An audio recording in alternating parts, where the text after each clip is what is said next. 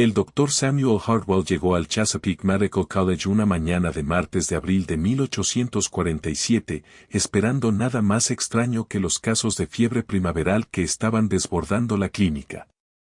Pero lo que encontró, aguardando en una cesta forrada con algodón raído, lo perseguiría hasta su muerte, 3 décadas después. El bebé no podía tener más de 6 semanas, un niño esclavizado llevado por el capataz de la finca Talbert, a las afueras de Baltimore. Estaba sano según cualquier criterio, encías rosadas, respiración regular, un agarre firme cuando Hartwell le ofreció el dedo. Pero cuando el niño abrió los ojos, el médico sintió que algo frío se le instalaba en el pecho. No eran simplemente parecidos a los ojos de otro niño. Eran idénticos de forma precisa e imposible a los de otro bebé que había examinado 3 meses antes en el dispensario de Annapolis. El mismo tono ámbar inusual, sí, pero también las mismas diminutas motas doradas dispuestas exactamente con el mismo patrón alrededor de las pupilas. El mismo aro fino y más oscuro en el borde externo de cada iris. La misma forma ligeramente alargada en el ojo izquierdo. Hartwell llevaba 17 años ejerciendo la medicina. Había examinado a cientos de niños. Conocía el rango de la variación humana. Esto estaba más allá de la variación. Esto era replicación. Le preguntó al capataz si la madre había sido trasladada recientemente desde otra plantación. El hombre dijo que no. Ella había nacido en tierras de Talbert y jamás había viajado más de 5 millas en toda su vida. Hartwell preguntó por el padre. El rostro del capataz se endureció y no dijo nada útil. Hartwell insistió, mencionando que había visto a otro niño con unos ojos notablemente similares. Después de eso, el capataz se marchó deprisa, llevándose al bebé y diciendo que, al final, no harían falta los servicios del doctor Hartwell. Esa noche, Hartwell sacó su diario médico y encontró sus notas de enero. El primer bebé, una niña, había sido llevada por una partera desde una plantación del condado de Arendelle. Había hecho bocetos detallados del color inusual de los ojos y anotado los patrones. Puso aquellos dibujos junto a los bocetos recientes de esa misma mañana. Coincidían a la perfección. 2 bebés, nacidos en plantaciones separadas por 40 millas, de madres que nunca se habían conocido, poseían de algún modo los mismos ojos hasta el más mínimo detalle. Y si el doctor Hartwell había aprendido algo en sus años de práctica en las regiones esclavistas de Maryland, era esto: cuando algo imposible seguía apareciendo entre la población esclavizada, siempre había una explicación humana y rara vez era inocente. Si alguna vez te has preguntado qué secretos se guardaban en los registros médicos del sur anterior a la guerra, qué patrones notaban los médicos pero no se atrevían a decir en voz alta, quédate con esta historia.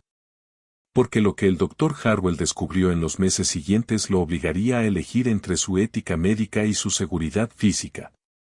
Y la decisión que tomó haría que ciertas verdades permanecieran enterradas por más de una generación.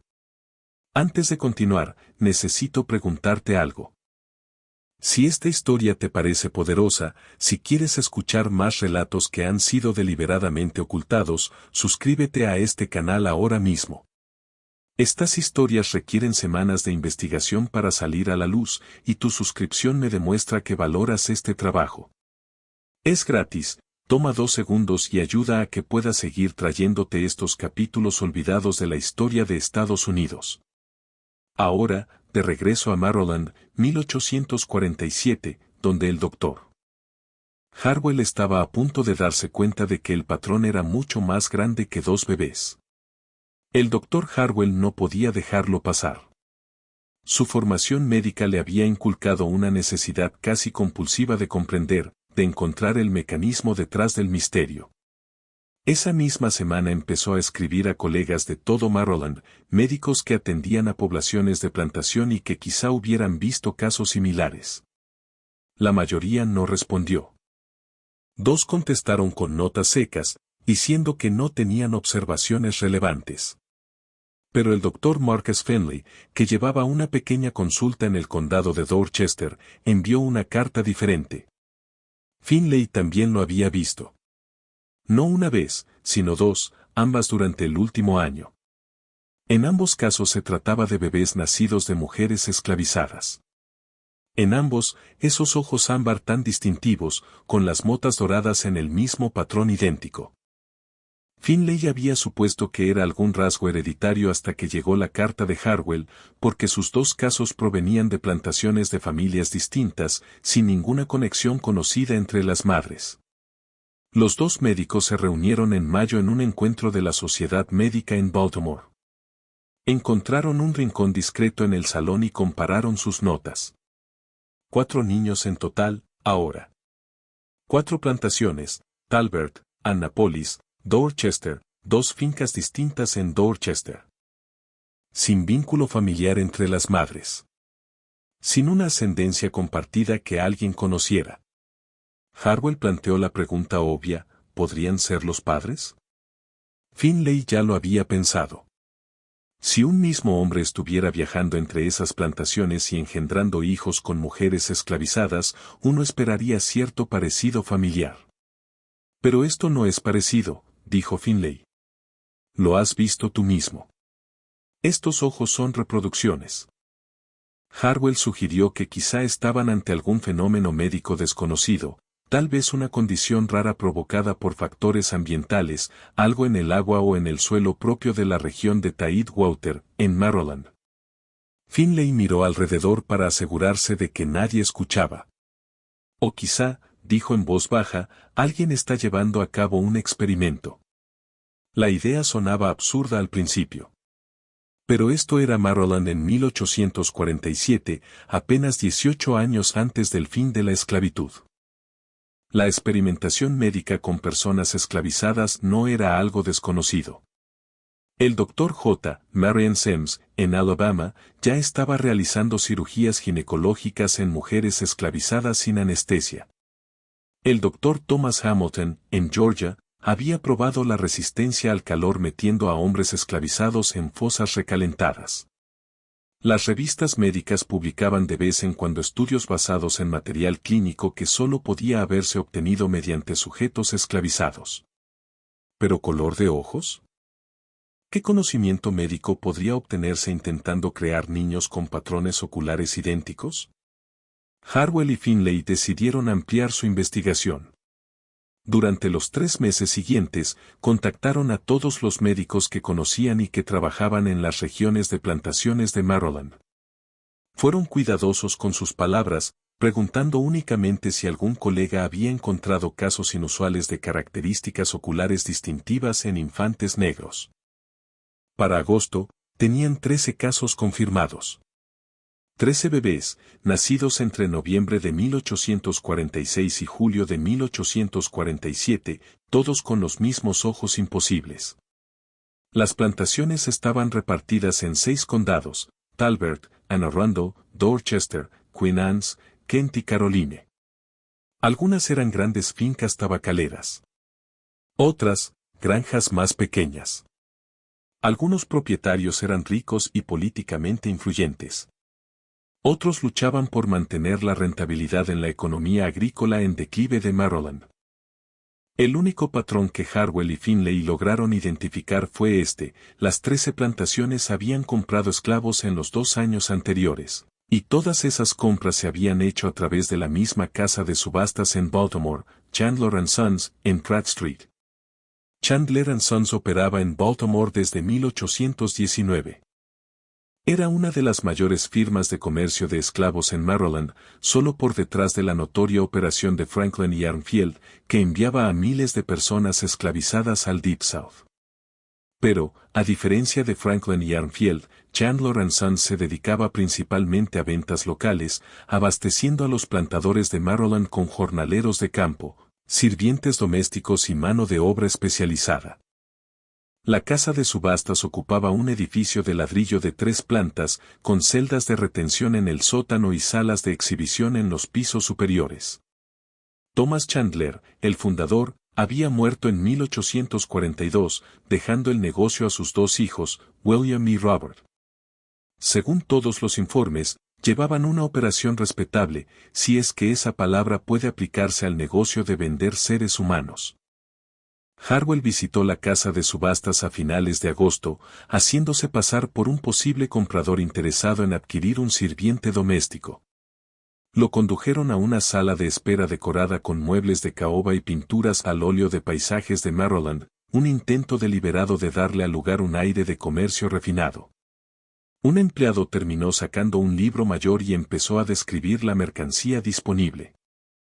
Harwell hizo algunas preguntas evasivas y luego, con aparente naturalidad, preguntó si la firma tenía mujeres de cría a la venta. La actitud del empleado cambió apenas.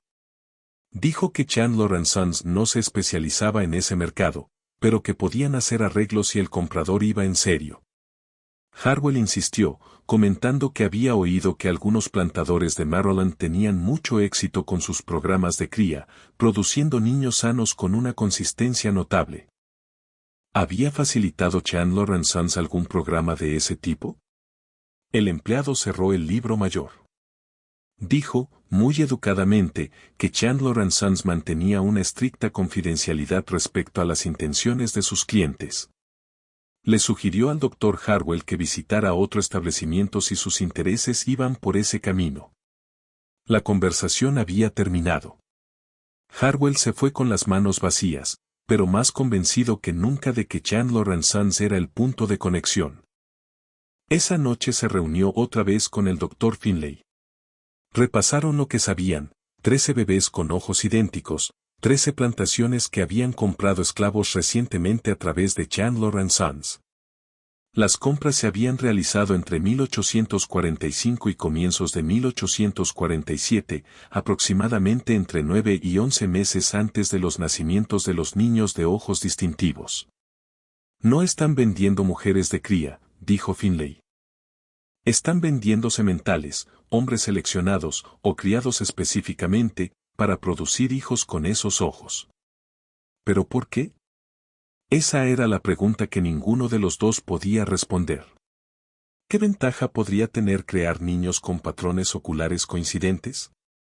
No era un rasgo deseable que los hiciera más valiosos como trabajadores. No era un estándar de belleza que aumentara su precio como sirvientes domésticos. Si acaso, era un problema, una marca distintiva que los hacía fácilmente identificables, potencialmente más fáciles de rastrear si escapaban. A menos que ese fuera el objetivo. Harwell sintió náuseas cuando la idea tomó forma. Identificación, dijo. Los están marcando como se marca al ganado, pero biológicamente. De manera permanente. Finlay lo miró fijamente. Dios mío. ¿Pero marcándolos como qué?, preguntó Finlay. ¿Propiedad de Chandler & Sons, o propiedad de quien haya encargado este proyecto? William, dijo Harwell, si alguien quisiera rastrear la descendencia de ciertos hombres esclavizados, mantener registros de linajes por algún motivo, esto sería un método eficaz, mucho más útil que las marcas físicas. ¿Y qué propósito podría exigir un nivel así de seguimiento? Harwell no tenía respuesta. Pero sabía quién podría tenerla. El doctor Lawrence Keating, el jefe médico del Chesapeake Medical College. Keating llevaba casi 40 años ejerciendo en Maryland. Había formado a muchos de los médicos más destacados del estado. Si alguien había oído rumores sobre programas extraños de cría o experimentos médicos con poblaciones esclavizadas, era Keating. Keating recibió a Harwell en su despacho una tarde de septiembre, cuando ya había terminado la enseñanza del día. El viejo profesor escuchó con atención mientras Harwell exponía las pruebas, los 13 bebés, los ojos idénticos, la conexión con Chandler & Sons, la teoría de la marca biológica. Cuando Harwell terminó, Keating guardó silencio durante mucho tiempo. Luego se levantó, fue hasta la puerta, comprobó que el pasillo estaba vacío y la cerró con firmeza. Tiene que detener esta investigación de inmediato, dijo Keating. Harwell se quedó helado. Señor, si existe un programa sistemático de experimentación. Claro que existe, lo interrumpió Keating. ¿Cree que usted es el primero en notar patrones entre la población esclavizada? ¿Cree que otros médicos no han visto cosas que los perturbaron? La cuestión no es si esas cosas ocurren. La cuestión es si quiere sobrevivir señalándolas. Ketin volvió a su escritorio y sacó un expediente de un cajón con llave. Hace 3 años, dijo, un médico de Virginia llamado Samuel Cartwright publicó un artículo identificando lo que él llamó drapetomanía, una supuesta enfermedad mental que hacía que los esclavos huyeran. Afirmaba que podía prevenirse con un manejo adecuado y, si era necesario, con intervención médica. El artículo era absurdo, científicamente indefendible, un insulto a la medicina, continuó Ketin.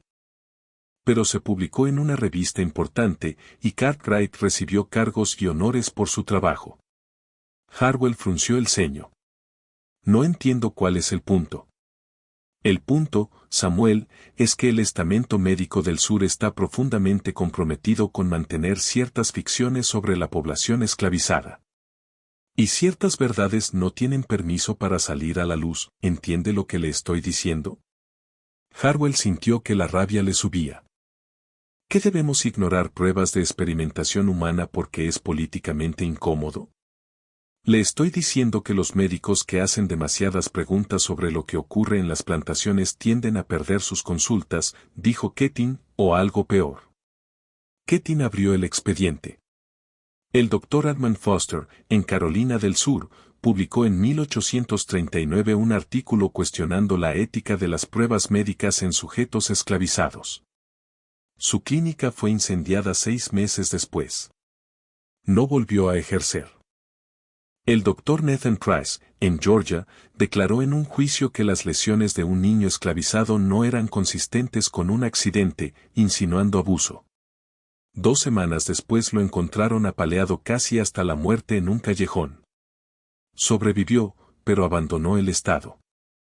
El Dr. James Whetfield, aquí mismo, en Maryland, condado de Dorchester, empezó a preguntar por las tasas de mortalidad entre niños esclavizados en ciertas fincas. Le revocaron la licencia con cargos falsos de incompetencia. Murió en la pobreza. Ketin cerró el expediente. La institución de la esclavitud se sostiene por acuerdos, Samuel, dichos y no dichos. Uno de esos acuerdos es que ciertas cosas no se examinan demasiado de cerca. Sea lo que sea que está pasando con estos niños, dijo Ketin, quien esté detrás tiene recursos y conexiones. Si sigue con esto, lo perderá todo, y no salvará a un solo niño. Harwell quería discutir, pero sabía que Ketin tenía razón. Era un médico sin conexiones políticas, sin riqueza, sin protección. Era exactamente el tipo de persona que podía desaparecer dentro de la categoría de accidentes desafortunados. Pero la parte científica de su mente aún necesitaba comprender. Al menos puede decirme si ha oído algo, preguntó Harwell. ¿Rumores sobre lo que podría estar pasando? Ketin suspiró. Siempre hay rumores, programas de cría para producir trabajadores más fuertes, estudios médicos que rastrean la herencia y las características raciales, hombres ricos financiando investigaciones sobre reproducción humana. Algunos dueños de plantación se creen filósofos naturales, haciendo experimentos de cría selectiva como los nobles ingleses crían perros de caza. Pero todos son rumores, Samuel, dijo Ketin. Nada que pudiera probarse en un tribunal. Nada que importara aunque se pudiera. ¿Y los ojos?, preguntó Harwell. ¿Ha oído algo específico sobre intentos de manipular el color de ojos? Ketin vaciló. Hay un médico, dijo. Ejerce en Baltimore, pero en silencio. No está afiliado a ningún hospital ni colegio. Se llama Theodore Cross. Se educó en Europa, en Alemania, creo. Llegó a Maryland hace unos 6 años. Se especializa en salud de la mujer, obstetricia. Consulta muy privada. Clientes muy ricos. Se dice, continuó Ketin, que tiene teorías particulares sobre la herencia y las características raciales. ¿Cree que está implicado?, preguntó Harwell. Creo que es el tipo de hombre que podría tener el conocimiento y la falta de ética necesarios para un proyecto así, dijo Ketin. Y creo que eso es todo lo que debe saber. Ketin se levantó, dejando claro que la conversación había terminado. Váyase a casa, Samuel. Destruya sus notas sobre esto. Concéntrese en su práctica habitual. Olvídese de los bebés con ojos idénticos. Es mi consejo profesional y mi súplica personal. Olvídelo, repitió Keating, antes de que alguien le haga olvidarlo todo de manera permanente. Pero el Dr. Harwell no podía olvidar. El misterio científico se había convertido en algo más profundo, un imperativo moral. Eran niños marcados como propiedad, sometidos a alguna manipulación desconocida antes incluso de nacer, y todo el mundo con poder parecía dispuesto a mirar hacia otro lado. No podía investigar más a Chandler & Sons sin llamar la atención. No podía acercarse al Dr. Theodore Cross sin arriesgarse a quedar expuesto. Pero había un camino que Keating no había mencionado, una red que existía en paralelo a las estructuras oficiales de la Sociedad Blanca del Sur. Las propias personas esclavizadas. Harwell tenía una paciente llamada Grace, una mujer negra libre que regentaba una pensión en Lexington Street. Grace había sido manumitida 15 años antes por su antiguo dueño y había construido un negocio próspero al servicio de la comunidad negra libre de Baltimore. Además, Harwell lo había aprendido tras años de conversación casual, estaba profundamente conectada con la red clandestina que ayudaba a las personas esclavizadas a escapar hacia el norte. La visitó un domingo por la tarde, cuando la pensión estaba tranquila. Grace le sirvió té en su pequeño salón, y Harwell le explicó lo que había descubierto con cuidado, de forma vaga, omitiendo nombres y detalles específicos. Cuando terminó, Grace se quedó callada un instante. Luego dijo, los bebés con los ojos especiales. Lo sabemos. El corazón de Harwell dio un vuelco. ¿Habían oído hablar de esto? Nos enteramos de todo lo que le pasa a nuestra gente, dijo Grace. Cada subasta. Cada separación de familias. Cada niño que nace, o se vende, o se pierde. Las madres hablan. La voz corre. Sabemos de los bebés de ojos desde hace casi un año. ¿Cómo los llaman?, preguntó Harwell. Bebés de ojos, dijo Grace. Niños marcados, es como dice la mayoría. Algunos de los mayores los llaman bebés de encrucijada, pero eso es más superstición que verdad. Grace le volvió a llenar la taza. ¿Quieres saber qué está pasando?, dijo. Puedo contarte lo que sabemos, pero no te va a tener sentido. A duras penas nos hace sentido, explicó ella. A finales de 1845, Chandler & Sons había empezado a comprar hombres esclavizados de Virginia y Carolina del Norte, jóvenes, sanos, fuertes. A esos hombres nunca los ponían a la venta general. En vez de eso, los mantenían en la casa de subastas durante semanas o meses y luego los trasladaban en silencio a plantaciones específicas mediante acuerdos privados. En los libros de Chandler los llamaban specialty stock. Nunca se vendían de forma permanente, solo se arrendaban por periodos de 6 meses a un año. Y, cuando el arrendamiento terminaba, siempre los devolvían a Chandler & Sons. ¿Devueltos?, preguntó Harwell. ¿Quieres decir que los traían de vuelta a Baltimore? De vuelta, dijo Grace, y después desaparecían. No se van en barcos. No van a otras plantaciones. Se borran del registro. Grace había obtenido esa información de una mujer llamada Dileya, que había sido cocinera en Chandler & Sons hasta hacía 3 meses. Dileya era la encargada de alimentar a ese specialty stock mientras permanecía en la casa de subastas. Contó que los hombres se mantenían separados del resto de personas esclavizadas, alojados en una sección especial de las celdas de retención. Les daban comida mejor que a la mercancía habitual. Y un médico los examinaba con regularidad, no un médico de rutina, sino alguien que llegaba de noche y a quien Dileya nunca alcanzó a ver con claridad. Y todos los hombres, según dijo Dileya, tenían los mismos ojos distintivos, de color ámbar, con motas doradas en patrones inusuales. Harwell sintió un mareo. Los están criando, dijo. Están creando una línea de hombres con esos ojos y luego los alquilan a plantaciones para que engendren hijos. ¿Pero por qué?, ¿cuál es el objetivo final? Grace negó con la cabeza. Eso es lo que no logramos entender.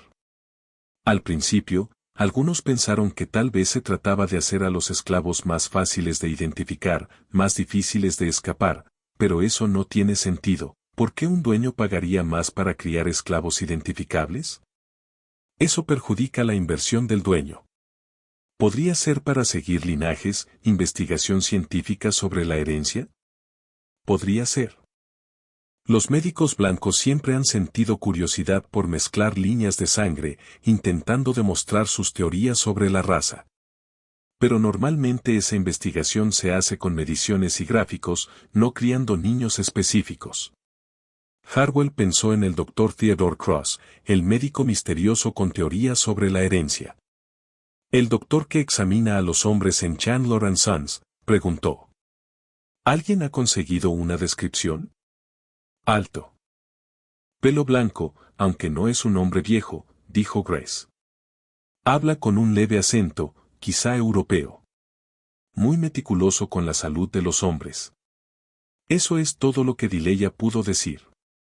Encajaba con Cross. Pero Harwell aún no tenía pruebas. No tenía un plan. ¿Qué podía hacer con esa información? ¿Escribir un artículo que nunca se publicaría? ¿Denunciarlo a autoridades a las que no les importaría?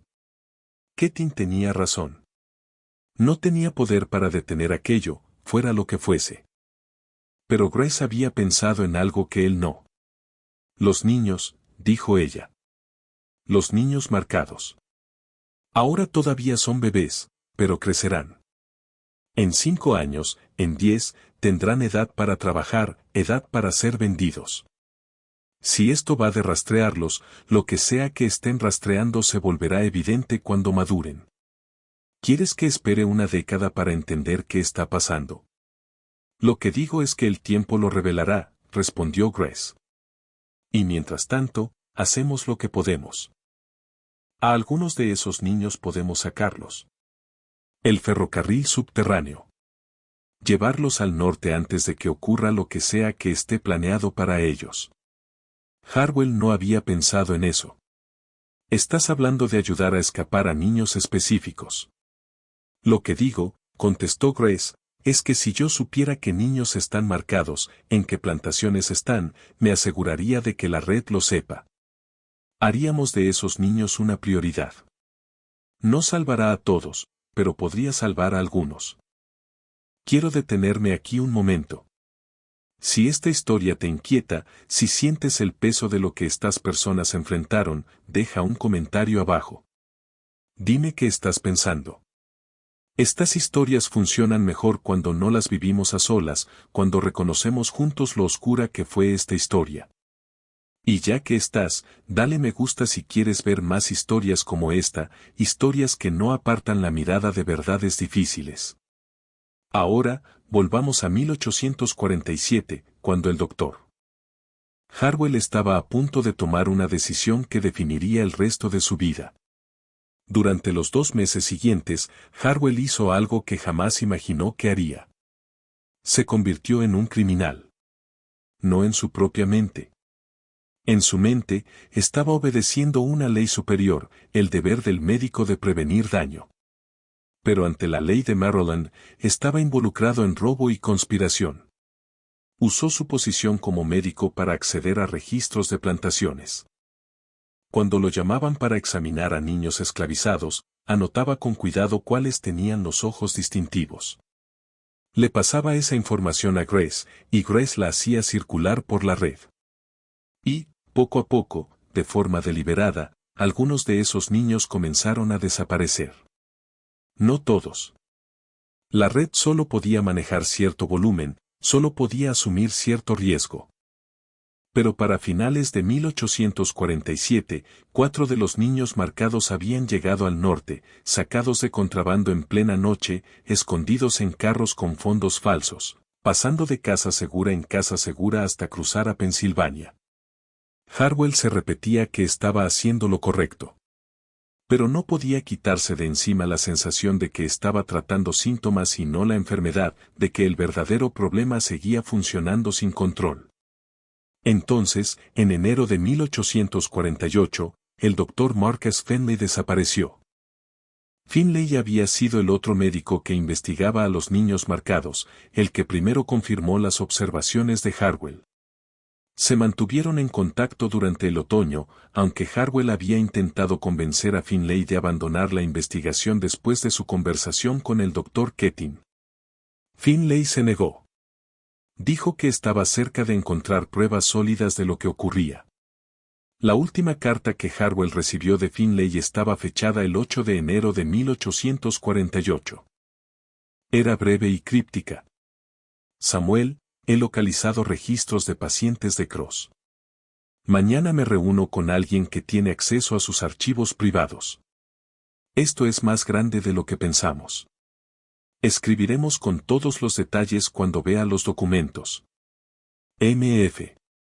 No hubo más cartas. Harwell envió 3 consultas a la oficina de Finlay en el condado de Dorchester. No recibió respuesta. Por fin, a finales de enero, viajó él mismo a Dorchester. La clínica de Finlay estaba cerrada, el edificio vacío. Los vecinos dijeron que el doctor Finlay había salido del pueblo de repente, por algo relacionado con una emergencia familiar en Filadelfia. Pero cuando Harwell consultó con la Sociedad Médica de Filadelfia, nadie había oído de Finlay. No se había reportado ninguna emergencia familiar. El doctor Marcus Finlay simplemente había dejado de existir. Harwell supo lo que eso significaba. Alguien había llegado hasta Finlay. O lo habían matado, o lo habían intimidado hasta obligarlo al silencio y la huida. Y quienquiera que fuera el responsable ahora sabía que varios médicos estaban investigando a los niños marcados. Harwell esperó el golpe en su propia puerta, la carta amenazante, la violencia que había silenciado a Finlay. Pero pasaron semanas. Luego meses. Y no ocurrió nada. Su consulta siguió con normalidad. Nadie lo cuestionó. Nadie lo amenazó. Entendió por qué en marzo, cuando volvió a ver a Grace. Ella le dijo que la red clandestina había oído noticias. El doctor Finlay se había acercado demasiado, empezó a hacer preguntas directamente a personas vinculadas con Chandler & Sons. Lo habían advertido, ignoró la advertencia, y lo sacaron por la fuerza. A Harwell, en cambio, lo dejaban en paz porque había sido más cuidadoso, porque sus averiguaciones habían sido más discretas. No quieren un patrón de médicos muertos, explicó Grace. Una desaparición es desafortunada. 2 son una conspiración. Mientras te mantengas callado, mientras no empujes esto en público, te dejarán en paz. Era una amenaza disfrazada de misericordia. Cállate, o únete a Finlay. Harwell se calló. Detuvo su investigación. Destruyó sus notas, exactamente como le había aconsejado el doctor Keating. Siguió ayudando a escapar a niños marcados cuando podía, pero dejó de hacer preguntas sobre el programa en su conjunto. Y durante 2 años, eso bastó. Los niños marcados siguieron naciendo. La red de Grace calculaba al menos 30 para finales de 1849. Pero Harwell se concentró en lo que podía controlar, salvar vidas individuales, en lugar de denunciar un mal sistémico. Entonces conoció a Judith. Judith llegó a la clínica de Harwell una tarde de mayo de 1850, traída por Grace. Era una joven, quizá de 22 años, con una cicatriz profunda en el antebrazo izquierdo y unos ojos que habían visto demasiado. También estaba embarazada de 8 meses. Es la que te dije, susurró Grace. Tiene algo que necesitas oír. Judith había sido esclavizada en una plantación del condado de Queen Anne's, una de las fincas que había arrendado Special District de Chandler & Sons. El hombre se llamaba Peter, alto, fuerte, con esos ojos ámbar tan distintivos. Lo habían llevado a la plantación en marzo de 1849 con instrucciones explícitas del dueño. Peter debía ser emparejado con Judith. ¿Emparejado?, preguntó Harwell, aunque sabía lo que significaba. Forzados, dijo Judith con frialdad. No preguntaron. ordenaron. El amo dijo que Peter era, stock, valioso. Dijo que yo debía estar agradecida de llevar a su hijo. Dijo que el bebé sería especial. Quedó embarazada rápido. Peter permaneció en la plantación 3 meses y luego lo devolvieron a Baltimore. Judith no lo volvió a ver. Pero oyó cosas, de otras personas esclavizadas, de sirvientes de la casa que escuchaban conversaciones, de la red de susurros que llevaba información de condado en condado. Peter, supo ella, había engendrado al menos otros 6 hijos en distintas plantaciones durante los 2 años anteriores. Todas las madres eran jóvenes, sanas y de piel clara. Todos los niños nacían con los mismos ojos distintivos. Pero hay más, dijo Judith. Los niños no se quedan con sus madres. En cuanto dejan de amamantar, se los llevan. Los venden, dicen los amos, pero no en subastas normales. Van a algún lugar específico. La sangre de Harwell se heló. ¿A dónde? No lo sé con exactitud, dijo Judith. Pero una vez oí al capataz hablando. Estaba borracho, fanfarroneando con otro hombre blanco sobre cuánto dinero había ganado con los bebés especiales. Dijo que había una escuela, un lugar donde criaban a los niños para fines particulares. Dijo que era un experimento. Algo sobre probar teorías de mezcla racial e inteligencia. Una escuela, una instalación experimental, donde criaban niños, criados, para características específicas. Las piezas empezaban a formar un cuadro terrible. Harwell preguntó si Judith sabía dónde estaba esa escuela. Ella no lo sabía, pero dijo que el capataz había mencionado el oeste de Maryland en algún lugar de las montañas, aislado. ¿Por qué me estás contando esto?, preguntó Harwell. ¿Por qué confiar en mí? Judith sostuvo su mirada. Porque Grace dice que estás ayudando a niños a escapar. Y quiero sacar a mi bebé antes de que vengan por ella. Siento que es una niña, y no voy a dejarlos quedársela para sus experimentos. A Judith le habían dado permiso para viajar a Baltimore y ver a una partera, algo común en embarazos complicados. Pero en lugar de regresar al condado de Queen Anne's, Judith sería reportada como fugitiva. La red clandestina la movería hacia el norte, la llevaría a Canadá antes de que naciera el bebé. Pero necesito que sepas lo de la escuela, dijo Judith. Necesito que alguien sepa lo que está pasando, porque ya hay niños allí, quizá una docena o más. Niños que no tienen madres que luchen por ellos. Niños que han sido propiedad desde que nacieron. Alguien tiene que saber que existen. Harwell prometió que encontraría una manera de usar esa información. Examinó a Judith y confirmó que estaba lo bastante sana para el viaje peligroso hacia el norte. Una semana después, ya no estaba, la sacaron de Maryland por una ruta que Harwell, a propósito, no quiso conocer. Pero la información sobre la escuela lo consumió. Una instalación experimental en el oeste de Maryland. Niños criados con fines específicos. Teoría sobre mezcla racial e inteligencia. Eso resonaba con lo peor del racismo científico que iba ganando terreno en la década de 1850. Académicos como Samuel Morton y Josiah Knapp publicaban obras que defendían jerarquías raciales innatas, afirmando que las personas negras eran biológicamente inferiores a los blancos. Otros sostenían que los hijos mestizos serían débiles o estériles, o, por el contrario, que una cría cuidadosa podría crear una clase trabajadora perfecta, combinando la supuesta inteligencia de los blancos con la supuesta resistencia física de los negros. ¿Y si alguien estuviera intentando demostrar esas teorías mediante experimentación directa? Crear niños con marcadores genéticos específicos, criarlos en condiciones controladas, estudiar su desarrollo y sus capacidades. Los ojos marcados no tenían que ver con identificación para el mercado.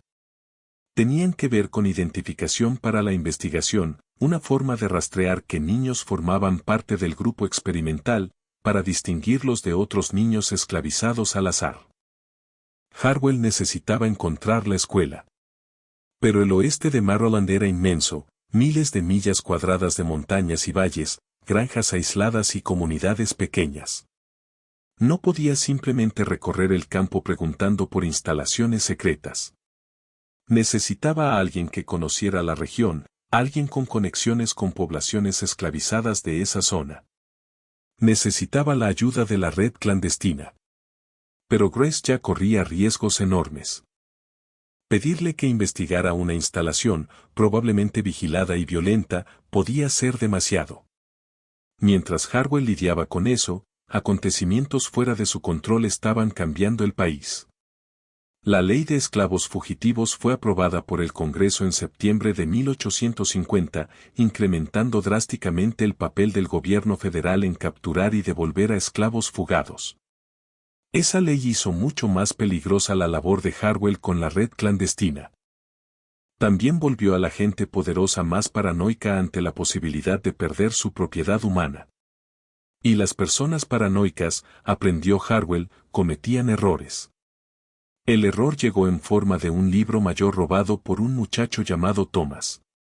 Thomas tenía 16 años, estaba esclavizado en Chandler & Sons y trabajaba como ayudante general, limpiando, moviendo inventario, haciendo recados. También memorizaba todo lo que veía y pasaba la información a la red clandestina mediante una cadena compleja de intermediarios. En noviembre de 1850, Thomas consiguió colarse en la oficina privada de William Chandler durante un turno nocturno de limpieza. Encontró un gabinete cerrado, lo forzó con una palanca y descubrió varios libros mayores dentro. No podía llevárselos. Se notaría de inmediato. Pero pasó 3 horas leyendo a la luz de una vela, memorizando todo lo posible. La información que Thomas llevó a la red, y que Grace terminó compartiendo con Harwell, era devastadora por su claridad. El programa de Special Stock funcionaba desde 1844, no desde 1845 como Harwell creía. En 6 años había producido 47 niños con los ojos marcados. El programa estaba dirigido por el Dr. Theodore Cross, financiado por un consorcio de 4 familias adineradas de Maryland, y perseguía lo que el libro llamaba investigación de optimización hereditaria. Los niños estaban siendo reunidos en una instalación del condado de Allegheny, en el oeste de Maryland, cerca del pueblo de Frostburg. La instalación estaba registrada oficialmente como Cross Haven Academy y descrita en documentos públicos como una escuela benéfica para niños mulatos huérfanos. Pero el libro dejaba claro su verdadero propósito: estudiar el desarrollo de los niños marcados, poner a prueba teorías sobre inteligencia y capacidad física heredadas y, en última instancia, demostrar que la cría selectiva podía crear una clase superior de trabajadores esclavizados. Los hombres que estaban criando, los de los ojos distintivos, eran, ellos mismos, productos de experimentos de cría anteriores. El Dr. Cross había iniciado el proyecto en Carolina del Norte a finales de la década de 1830, creando deliberadamente niños con características oculares inusuales mediante el emparejamiento selectivo de personas esclavizadas a lo largo de varias generaciones. El objetivo era establecer un marcador visible que se heredara con fidelidad, que apareciera de manera fiable en la descendencia. Cuando lo consiguió, Cross se trasladó a Maryland para ampliar el programa. Y lo más escalofriante de todo, el libro describía qué ocurriría con los niños marcados cuando llegaran a la adolescencia. Serían evaluados por rasgos considerados valiosos: inteligencia, fuerza, obediencia, temperamento. Los que obtuvieran puntajes altos serían criados de nuevo, continuando la línea. Los que no, serían vendidos hacia el sur y apartados del programa. Era cría industrial aplicada a seres humanos, y llevaba más de una década operando sin ningún escrutinio público. Necesito interrumpir un momento. Si conoces a alguien que debería escuchar esta historia, alguien que cree entender la historia de Estados Unidos pero quizá no sabe cuán profundo llega esto, comparte este video con esa persona. Usa el botón de compartir abajo. Envíalo directamente. Públicalo donde deba verse. Este es el tipo de historia que cambia cómo entendemos el presente. Ahora, de vuelta a Maryland, 1850, donde el Dr. Harwell por fin tenía pruebas y ninguna manera segura de usarlas. Harwell tenía ahora información capaz de exponer toda la operación. Tenía el testimonio de Judith sobre la escuela. Tenía los detalles del libro mayor aportados por Thomas. En teoría podía escribir una denuncia, enviarla a los periódicos y forzar un ajuste de cuentas público. Pero sabía exactamente lo que ocurriría si lo hacía. La historia sería desestimada como propaganda abolicionista. Las familias que financiaban la investigación eran ricas y estaban bien conectadas. Lo negarían todo, dirían que las acusaciones eran mentiras destinadas a socavar el modo de vida del sur. Chandler & Sons cerraría por un tiempo y luego reabriría con otro nombre. El Dr. Cross se mudaría y continuaría su trabajo en otro lugar. Hartwell quedaría destruido, le revocarían la licencia, arruinarían su reputación y quizá perdería la vida.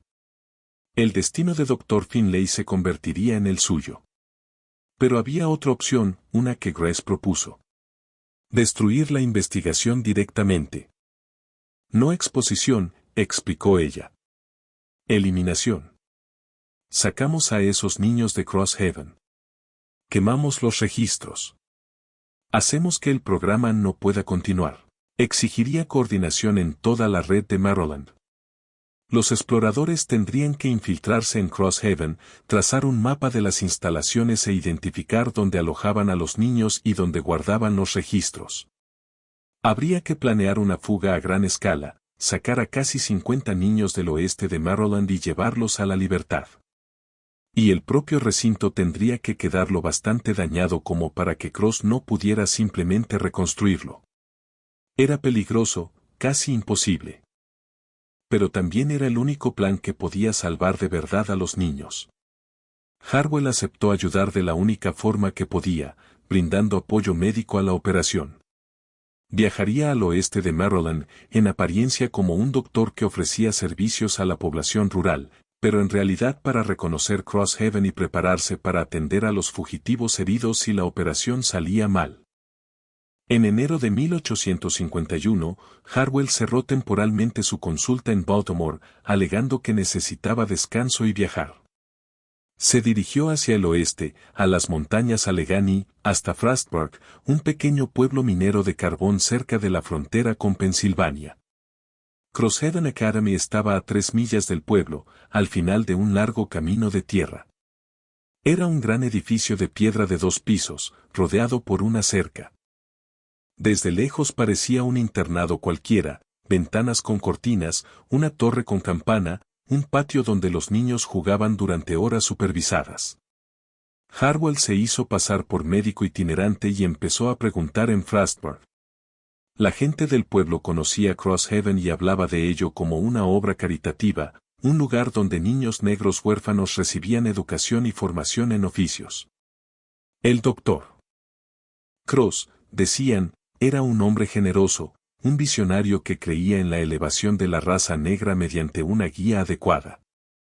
Nadie parecía saber, o admitir, que los niños eran experimentos criados con fines de investigación, marcados con ojos idénticos. Harwell logró visitar Crosshaven una vez, diciendo que quería ofrecer sus servicios médicos a la escuela. Lo recibió con cortesía una administradora llamada la señora Fletcher, quien le dio un recorrido cuidadosamente controlado. Vio niños en aulas aprendiendo lectoescritura básica y aritmética.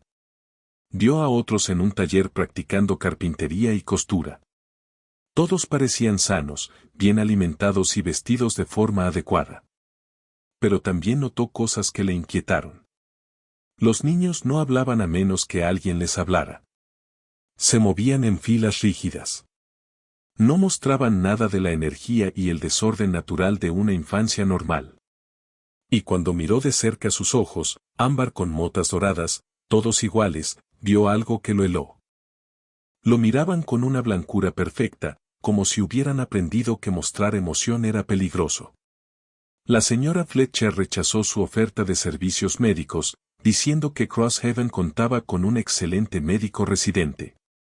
A Harwell le indicaron la salida.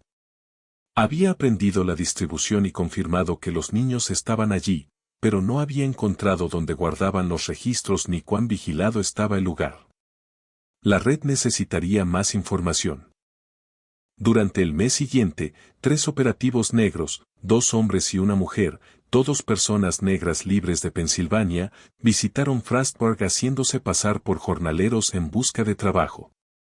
Observaron las rutinas de Crosshaven, sobornaron a un conductor de suministros para obtener datos sobre el interior del edificio e identificaron las mejores rutas de acceso.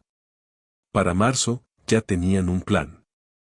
Pero antes de poder ejecutarlo, ocurrió algo que lo cambió todo. El doctor Theodore Cross murió. La muerte de Cross fue repentina, un ataque al corazón, según el aviso fúnebre en The Baltimore Sun. Tenía 53 años, parecía gozar de buena salud y no dejó familia. Sus papeles privados y materiales de investigación, decía el aviso, habían sido donados al Chesapeake Medical College para el avance de la ciencia médica. Harwell vio la nota y sintió una certeza fría, esos papeles desaparecerían. Las familias que financiaban la investigación no permitirían que el trabajo de Cross se hiciera público. Todo lo donado sería destruido o escondido en silencio, a menos que Harwell llegara antes. El doctor Ketting, jefe del colegio médico, recibió a Harwell en su despacho con una renuencia evidente. Sí, los papeles de Cross habían llegado, 3 grandes cajas. No, aún no se habían catalogado. No, Harwell no podía examinarlos. Eran propiedad del colegio y, además, habían sido designados de acceso restringido. ¿Restringido por quién?, exigió Harwell. Por los caballeros que están financiando una nueva ala de investigación en honor a Cross, dijo Ketting. Han hecho una donación generosa para asegurar que su trabajo continúe en manos apropiadas. El consorcio. Estaban comprando la cooperación del colegio, garantizando que la investigación de Cross siguiera controlada y en secreto. Harwell salió del despacho de Ketting furioso e impotente. Pero esa noche recibió una visita inesperada, Thomas.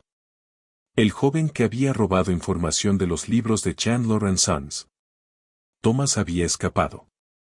Después de entregar los detalles del libro mayor a la red, su posición se volvió demasiado peligrosa. Lo sacaron de contrabando hacia el norte en diciembre y ahora era legalmente libre en Pensilvania. Pero había regresado a Maryland con un propósito concreto. Me enteré de que murió el doctor Cross, dijo Thomas. Me enteré de que sus papeles fueron al colegio médico.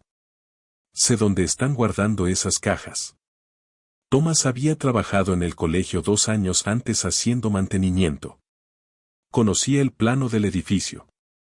Sabía que los materiales restringidos se almacenaban en una sala de archivo del sótano, bajo llave.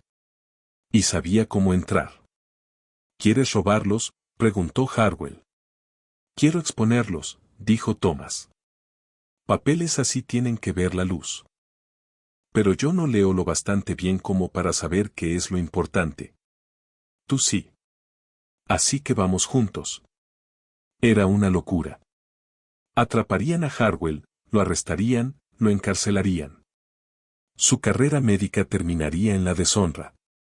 Pero pensó en los niños de Crosshaven. En décadas de experimentación. En la desaparición del Dr. Finlay, en el brazo cicatrizado de Judith, y en los 47 bebés marcados como ganado. ¿Cuándo?, preguntó Harwell. Esta noche. Los sábados por la noche el colegio está vacío. Solo hay un vigilante, y conozco su recorrido. Fueron a medianoche. Thomas forzó la cerradura de una entrada trasera. Harwell lo siguió por pasillos oscuros hasta el archivo del sótano. Thomas abrió otra cerradura, con una habilidad inquietante. Y allí estaban, 3 cajas, exactamente como Ketting había descrito.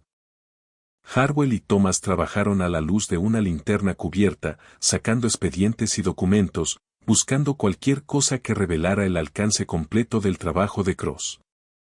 La mayor parte era científica, tablas de reproducción, cuadros de herencia, mediciones, observaciones sobre el desarrollo de los niños marcados. Pero más adentro, en la segunda caja, Harwell encontró algo más. Correspondencia. Cartas entre Cross y las 4 familias que financiaban su investigación, cartas que discutían los objetivos del programa, sus obstáculos, sus éxitos. Y en esas cartas, la verdad apareció con una claridad horrible. Los niños marcados no estaban siendo criados para convertirse en esclavos superiores. Los estaban criando para convertirse en prueba de que esa cría era posible, evidencia viva que podía usarse para justificar la expansión de la esclavitud. Las familias que financiaban a Cross no eran dueñas de plantaciones. Eran inversores y políticos, hombres interesados en la continuidad de la esclavitud como institución. Y entendían que, para la década de 1850, la esclavitud estaba bajo presión moral y económica. El abolicionismo crecía. Algunos estados del sur consideraban la emancipación gradual. El sistema necesitaba una nueva justificación. La investigación de Cross estaba destinada a proporcionar esa justificación. Si lograba demostrar que la cría selectiva mejoraba a las poblaciones esclavizadas, que las hacía más sanas y más capaces, respaldaría el argumento de que la esclavitud era, en realidad, beneficiosa, una forma de mejoramiento administrado que elevaba a las personas negras más allá de lo que podrían lograr en libertad. Los niños marcados estaban destinados a ser exhibidos, estudiados, usados como propaganda. Una carta fechada en 1849 era particularmente explícita. Venía de un legislador estatal de Maryland llamado Howard Prescott y delineaba un plan para presentar la investigación de Cross ante la Asamblea Estatal, defendiendo una legislación que fomentara el mejoramiento científico de la población negra mediante programas de cría regulados. Prescott creía que esto podía convertirse en un modelo para otros estados esclavistas, una manera de presentar la esclavitud como progresista y no como bárbara. El programa nunca había tratado de los niños como individuos. Estaban destinados a ser herramientas en un argumento político, utilería viviente en defensa del sometimiento humano. Harwell sintió náuseas. Reunió tantas de las cartas más incriminatorias como pudo cargar y las metió en una bolsa de cuero. Thomas tomó fotografías y cuadros de reproducción, cualquier cosa que documentara la magnitud de la operación. Casi habían terminado cuando oyeron pasos arriba. El vigilante nocturno, fuera de su ruta habitual. Thomas hizo un gesto pidiendo silencio. Apagaron la luz de la linterna y esperaron en la oscuridad. Los pasos se acercaron, llegaron a lo alto de las escaleras del sótano, se detuvieron. El corazón de Harwell golpeaba con fuerza. Luego los pasos se alejaron, perdiéndose por el pasillo. Después de 10 minutos de silencio helado, Thomas susurró que debían irse de inmediato. Salieron por el mismo lugar por el que habían entrado y se desvanecieron en las calles nocturnas de Baltimore con su evidencia robada. Por la mañana, Harwell ya estaba de vuelta en su cuarto alquilado, leyendo los documentos con más cuidado, intentando decidir qué hacer con ellos. Las cartas, por sí solas, podían provocar un escándalo. Publicadas en los periódicos adecuados, enviadas a organizaciones abolicionistas del norte, podrían desatar una indignación suficiente para cerrar Crosshaven y desacreditar a las familias implicadas. Pero también podrían fortalecer a los defensores de la esclavitud, convertir la investigación de Cross en una bandera de lucha más que en una vergüenza. Harwell comprendió que necesitaba consejo. Necesitaba a alguien con conexiones políticas y valor moral. Tenía que contactar directamente al movimiento abolicionista. A través de la red de Grace, arregló una reunión con William Watkins, un destacado abolicionista negro en Baltimore. Watkins examinó los documentos y entendió de inmediato su importancia. Esto es lo que hemos estado diciendo todo el tiempo, dijo Watkins. Que la esclavitud corrompe por completo, convierte a los seres humanos en sujetos de experimento, a los niños en propiedad, a la ciencia en propaganda. Estas cartas lo prueban. ¿Puedes usarlas?, preguntó Harwell. ¿Publicarlas? Puedo hacérselas llegar a Frederick Douglass. Él sabrá qué hacer. Pero, Samuel, dijo Watkins, observándolo, ¿entiendes lo que te ocurrirá si se llega a saber que estuviste involucrado? Lo entiendo. ¿Por qué estás haciendo esto? preguntó Watkins. Eres un hombre blanco, médico, respetado. Podrías darte la vuelta y marcharte. Protegerte, ¿por qué arriesgarlo todo? Harwell pensó en los bebés que había examinado, en esos ojos idénticos mirándolo con la inocencia de quien no sabe que fue marcado para un experimento antes de nacer. Porque alguien tiene que hacerlo, dijo, y yo estaba en posición de saberlo. Los documentos llegaron a Frederick Douglass en abril de 1851. Para entonces, Douglass era uno de los abolicionistas más famosos de Estados Unidos, un hombre que había sido esclavizado, cuyas palabras y discursos lo habían convertido en una figura nacional. Comprendió de inmediato cómo emplear la evidencia robada. En lugar de publicar los documentos directamente, lo que permitiría a los defensores de Cross alegar falsificación o manipulación, Douglass los usó para guiar una investigación más profunda. Contactó aliados en la pequeña comunidad abolicionista de Maryland, contrató investigadores para verificar las afirmaciones y construyó un caso irrefutable. En junio de 1851, The Baltimore American publicó una serie de artículos que exponían a Crosshaven Academy como una instalación experimental de cría. Los artículos incluían testimonio de personas esclavizadas que habían escapado, documentación del programa de Special Stock en Chandler and Sons y fragmentos cuidadosamente seleccionados de la correspondencia de Cross. La historia se extendió a otros periódicos, tanto del norte como del sur. La reacción fue explosiva.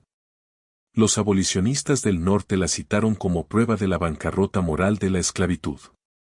Los defensores del sur intentaron al principio descartarla como mentiras abolicionistas, pero demasiados detalles coincidían. Demasiadas fuentes confirmaban los hechos básicos. Las familias que financiaban la investigación de Cross se apresuraron a tomar distancia. Afirmaron que las habían engañado sobre la naturaleza del programa y destruyeron los registros que pudieron alcanzar. La legislatura estatal de Maryland, avergonzada por el escándalo, ordenó una investigación. En agosto, las autoridades allanaron Crosshaven. Encontraron a 41 niños aún allí, todos con los ojos marcados. Los niños fueron confiscados legalmente como evidencia y luego, en un raro acto de misericordia influido por la presión abolicionista, manumitidos y entregados a familias negras libres dispuestas a recibirlos. Chandler and Sons cerró de manera definitiva. William y Robert Chandler fueron acusados de fraude y tráfico ilegal, aunque los cargos terminaron retirándose por tecnicismos. Abandonaron Maryland y desaparecieron del registro público. Los hombres del Special Stock, los criados con ojos marcados, nunca fueron hallados. La red de Grace creyó que los habían vendido en silencio hacia el sur y dispersado por plantaciones del Deep South, donde su apariencia inusual importaría menos que su valor laboral. En cuanto al Dr. Harwell, su participación se mantuvo en secreto. Solo un puñado de personas supo que él había robado los documentos que hicieron posible la exposición. Volvió a su práctica médica, siguió trabajando discretamente con la red clandestina y vivió otros 32 años. En su diario privado, descubierto tras su muerte en 1883, Harwell escribió a menudo sobre los niños marcados. Estimó que aproximadamente un tercio de ellos, quizá 15 o 16, habían escapado a la libertad mediante el ferrocarril subterráneo antes de la exposición. Los 41 liberados de Crosshaven recibieron nuevos nombres, nuevas vidas, y la mayoría sobrevivió hasta la adultez. Pero nunca supo qué ocurrió con el resto, los vendidos al sur, cuyos ojos distintivos los habrían acompañado en cualquier vida que vivieran bajo la servidumbre. Escribió. He estado perseguido toda mi vida por esos ojos idénticos, no porque fueran extraños en sí mismos, sino por lo que representaban, la reducción de seres humanos a sujetos experimentales, el trato de niños como puntos de datos en un argumento científico. Esposé un programa, salvé a algunos niños, pero sé que hubo otros médicos, otros experimentos, otras atrocidades que nunca descubrimos. Los niños marcados fueron solo un ejemplo visible de un sistema invisible, y eso, más que nada, es lo que no puedo olvidar. El escándalo de Crosshaven se desvaneció de la memoria pública en menos de una década. Para cuando llegó la Guerra Civil, era una nota al pie en la historia más amplia de los horrores de la esclavitud. No se conservaron registros completos sobre el destino de los niños marcados. Nunca hubo un recuento formal de cuántos nacieron, a dónde fueron a parar, ni si el rasgo ocular persistió en sus descendientes. Algunos historiadores han sugerido que toda la historia podría estar exagerada o ser apócrifa, que Crosshaven existió, pero no fue tan siniestro como afirmaban los periódicos abolicionistas, que el programa de cría fue más pequeño y menos sistemático de lo documentado. Pero los documentos son reales. Los papeles de Frederick Douglass incluyen las cartas originales robadas del Chesapeake Medical College. Los archivos de The Baltimore American conservan los artículos de la denuncia. Los registros legislativos de Maryland muestran la investigación y el cierre de Crosshaven. Los bebés con ojos idénticos fueron reales. El programa que los creó fue real. Y el hecho de que casi perdiéramos toda la historia por un oscurecimiento deliberado es, quizá, lo más inquietante de todo. Si el Dr. Samuel Harwell no hubiera sido el raro médico que valoró la verdad por encima de la seguridad, si la red clandestina de Grace no hubiera preservado información que el registro oficial intentó borrar, si Thomas no hubiera arriesgado su libertad para robar documentos, este capítulo de la historia habría quedado completamente oculto. ¿Cuántos otros capítulos permanecieron ocultos porque nadie estuvo en posición de revelarlos? ¿Cuántos otros experimentos, otros programas, otros abusos sistémicos desaparecieron sin testigos dispuestos a hablar? Esa es la pregunta que los niños marcados nos dejan. No solo qué les pasó a ellos en concreto, sino lo que jamás sabremos, los patrones que nadie documentó, los crímenes que nadie expuso, las víctimas cuyas historias murieron con ellas. El último avistamiento confirmado de uno de los niños marcados ocurrió en 1889, cuando una mujer llamada Sarah Freeman, una persona anteriormente esclavizada que vivía en Ohio, dio una entrevista a un historiador local. Mencionó que su hermano mayor había nacido con extraños ojos dorados, igual que los de una docena de otros niños de los que oímos hablar. Dijo que ese hermano había sido vendido cuando ella era pequeña, antes de la guerra. Nunca volvió a verlo. No sabía si había sobrevivido. Pero recordaba sus ojos. Recordaba que lo habían marcado como especial de un modo que no entendió hasta mucho más tarde, cuando salieron a la luz las historias sobre Crosshaven. A veces pienso en él, dijo Sarah en esa entrevista. Me pregunto si supo lo que le hicieron antes de que naciera. Me pregunto si esos ojos fueron una maldición o solo la marca del pecado de otra persona. Pero, sobre todo, espero que se haya liberado de alguna manera. Espero que viviera lo suficiente para mirarse en un espejo y verse como una persona, no como el experimento de alguien. No sabemos si lo logró. No sabemos qué fue de la mayoría de los niños marcados. Pero sabemos que existieron. Sabemos que nacieron en un sistema que los trató como propiedad y como datos. Sabemos que algunos fueron salvados, muchos no, y que todos cargaron con un recordatorio visible de la crueldad de la que los humanos son capaces cuando dejan de verse como humanos. Esa es la verdad que Maryland intentó enterrar. Esa es la historia que los médicos que examinaron a esos bebés casi dejaron desaparecer. Y por eso la contamos ahora, no porque sea cómoda, sino porque olvidar es peor. Gracias por acompañarme en esta historia hasta el final. Sé que fue pesada. Sé que planteó preguntas que no tienen respuestas fáciles. Pero para eso existe este canal, para recuperar las historias que fueron deliberadamente ocultadas, para asegurarnos de que estas voces no se pierdan. Si encontraste valor en esto, si quieres más historias que se adentren en las verdades incómodas de la historia estadounidense, suscríbete y únete a esta comunidad. Deja un comentario sobre lo que más te impactó. Comparte el video con alguien que necesita conocer esta historia. Y te veré en la próxima historia, donde seguiremos descorriendo el telón sobre las cosas que nunca se supuso que viéramos.